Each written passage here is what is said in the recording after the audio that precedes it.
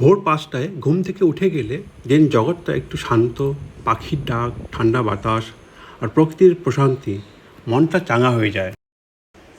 আমিও ট্র্যাকস্যুট পরে বেরিয়ে এলাম হাওয়া খেতে। তাজা বাতাসে একটু হাঁটা শরীরে শক্তি আনে, মনও ভালো থাকে।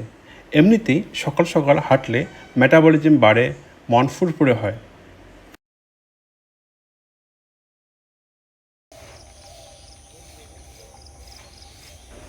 তারপর সূর্যকে সম্মান জানিয়ে সূর্য নমস্কার করুন।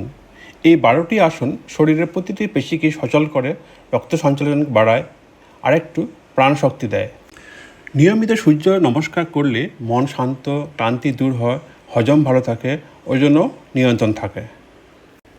আজকে আমি আপনাদেরকে কীভাবে সূর্য নমস্কার করতে হয়, কীভাবে স্টেপগুলো করতে হয় তার প্রত্যেকটা দেখাবো।